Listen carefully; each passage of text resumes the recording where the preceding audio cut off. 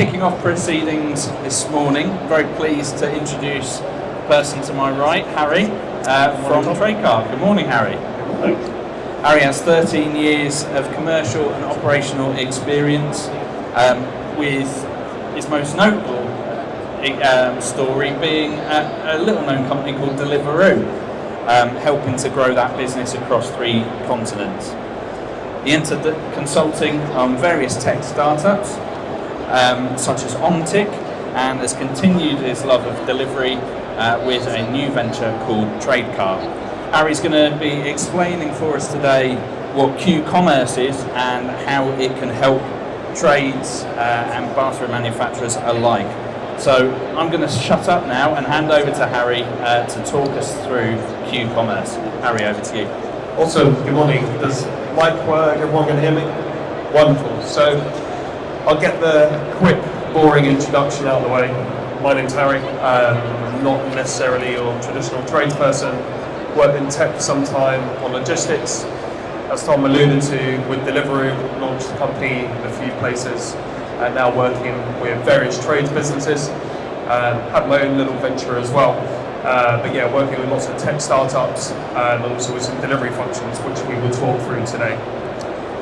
So I suppose the reason why I'm here is to mainly talk about Q-commerce, logistics and deliveries. And I'm probably just going to kick off by highlighting one really simple, easy example of why and how this is so important. Anybody standing here, is anyone peckish? It's 11 o'clock. Is anyone remotely hungry? Yes.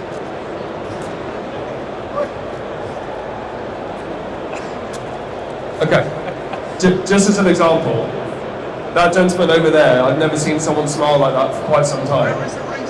There's a reason why, he's got a free chocolate, but if I ended up saying that that was going to take him 2 weeks to get that chocolate bar, it would be pretty frustrating.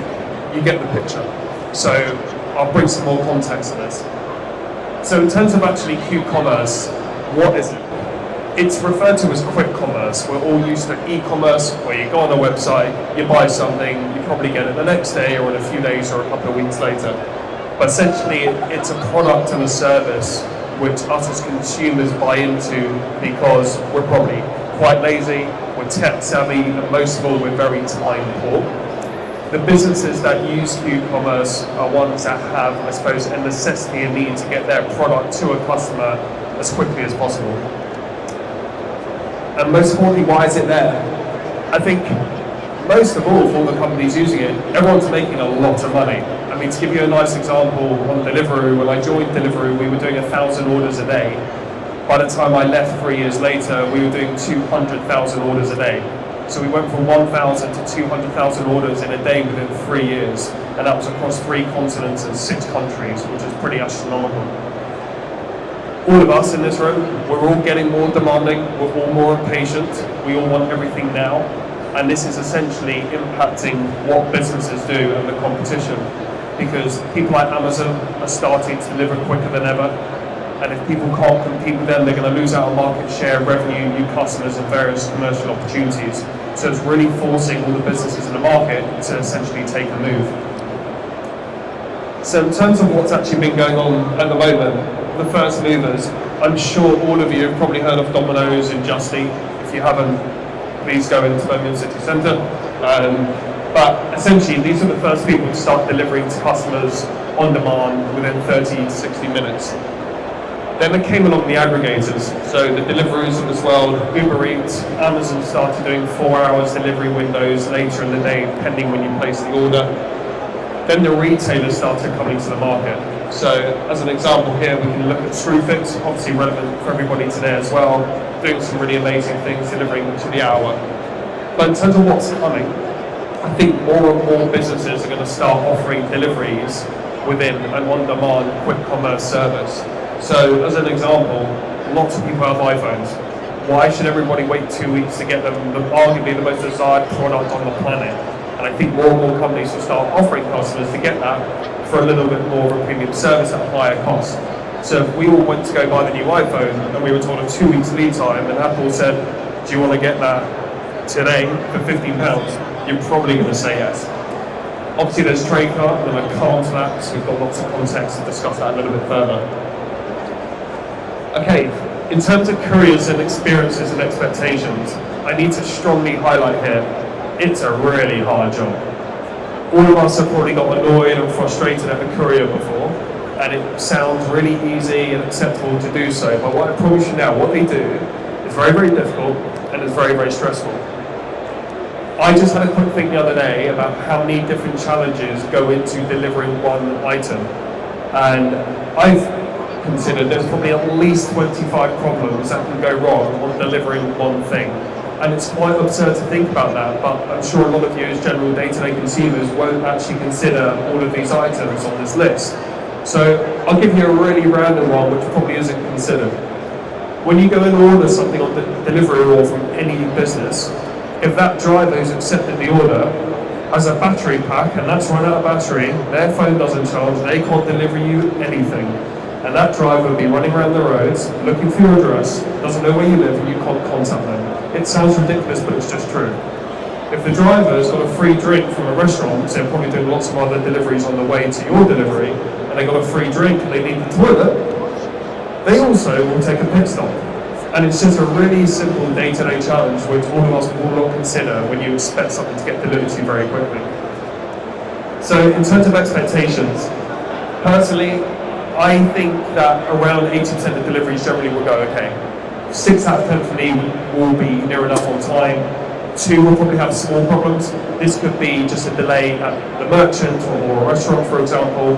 And 2 will have fairly more serious delays. This might be 10-15 minutes, picked up the wrong item, whatever it may be. But for me, if you can keep customers happy with at least 80% of your deliveries, you're doing a fairly good job. But what I'm alluding to here, as you can tell, it's not an easy feat. So if you can find a logistics partner which can actually make this work for you, it really is priceless to customer service and helping you grow. TradeKart. So we are the rapid delivery app for tradespeople. I'll start with this slide. Has anybody got an idea of what is wrong in this image? The gentleman who's scoffing his face with Snickers, what's wrong about this image? What's the problem here? Using a spoon.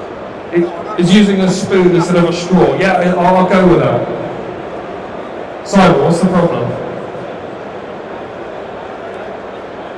I'm going to highlight the problem if no one's going to call it out. This lovely lady on the left here, she's eating ice cream, probably watching Netflix, and I guarantee my life she probably got that in about 20 minutes. Why? Because ice cream has no prep time, it gets picked up from a location and brought to you very, very quickly. The lady on the right here has a broken boiler. What I guarantee happens today is that that broken boiler will take at least a week to get fixed. For the reason being, engineers are too busy, they can't fit them in, they probably can't find a spare part to get quickly, and the job is delayed. So how on earth is the necessity of the most important thing in the world, which is keeping your home warm, more important than getting diabetes and becoming obese? The comparison is absolutely illogical, and this is what we need to fix in this industry. So the problem for me are twofold, for the 2 most important stakeholders in this process. We've got the tradespeople and the merchants. So the tradespeople for me lose over 500 hours a year on supply runs, and the actual merchants still run on pen and paper, which I'm sure you'll all agree to. So the 520 hours, where am I getting that from? It's quite simple. If a tradesperson works 260 days a year, and they're losing probably 2 hours a day, there's your number. And where do I get the 2 hours a day from? Most tradespeople get up about 5:30 in the morning, drive to the merchant, collect their parts, then they drive to the customer. And I guarantee during the day or at the end of the day, they're doing that return journey again. So for the tradespeople, these 4 supply runs are absolutely ludicrous. They're stuck in traffic, they're probably paying parking penalties, speeding fines, which I'm sure they'll all agree to, losing their parking spaces, spending money on petrol, paperwork issues. Regardless of your tradesperson, all of us probably lose receipts. Receipts are the most frustrating thing in the world. Slow delivery times. A lot of the time, the jobs are delayed because nobody can get a part quickly. And it makes it creates so many delays for a project, which can actually aggravate the customers, and depending on how big you are as a contractor, you can get fined for this. For the merchants, outdated operations. The amount of times I've walked into a merchant and I ask them how they manage their stock, and they tell me it's all up here, is absolutely flabbergasting. You can go into any industry in the world, they'll have the most beautiful stock management system, and it's all tech run. The resource to expand. Due to various challenges in the market, nobody has the time, the money, the knowledge, or the insight to actually improve and change their current services. And optimizing those deliveries. No merchants are delivering at the moment same day apart from Screwfix. So there's a lack of insight again on how to really optimize this opportunity. The solution. Obviously I'm going to be biased, I'm going to say TradeKart. So the way that I look at it with the tradespeople, they don't need to go on a supply run anymore. They can literally go on an app, press a few buttons and get a pipe, get a spare part, get a fitting within an hour within London, the M25. The seamless operations, they can track their order. It's just like when you're ordering food and drink. The delivery options.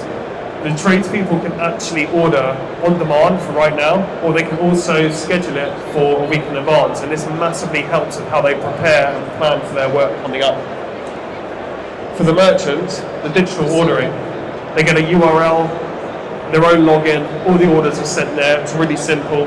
We can let the branch managers also know of all the orders coming through via SMS, so it's really seamless. The technology is beyond idiot-proof. It's really, really slick. It's like using any other app that they've probably got on their phone already. And then the scalable operations. What's amazing about technology is if you've got one branch and you're testing this out and you want to go live in another 50 branches all around the UK, we can do that within 24 hours. It's literally a click of a button. So the magic of actually how it works.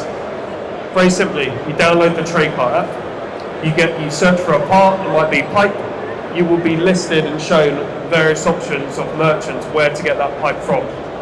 You will choose as the customer where that should come from, whether it be MP Moran or another merchant, and you would choose the merchant based on brand affiliation, potentially price, and any other factors within your remit. From there, we'll send that order to the merchant. It'll be accepted accordingly. There'll be live stock update as well, so you know the guarantee of getting that order. And we'll automatically get that to one of our couriers who will dispatch that order and bring it to you. And we're integrated with access to over 20,000 couriers within London, the M25. I think within every single business, it's really, really important that every stakeholder has a massive advantage to what we're doing. And if I start here in the bottom left, tradespeople, the gift of time. You really can't put a price on it. If you don't have to get up at 5:30 and you can get up at 6:30 because you don't have to run around doing the shopping and going back to the customer, or if you can finish your job at 4 o'clock rather than 6 o'clock, you've got more time to, it could be have more sleep. It could be to see your family. It could be to go for a run. It could be go to a gym, do your admin, whatever that may be. The gift of time is priceless. For the actual homeowners, I moved home 2 years ago. First problem after 2 weeks, my shower didn't work. I just had a newborn. I could not bath my kid. It was an absolute joke. I was on the brink of divorce and I needed to get my bathroom fixed. So at the time I ordered something, got it delivered on demand. I'm still married. So the fact that these jobs can get completed, is it a good thing? My wife isn't here today, it's a fantastic thing, I'm still married.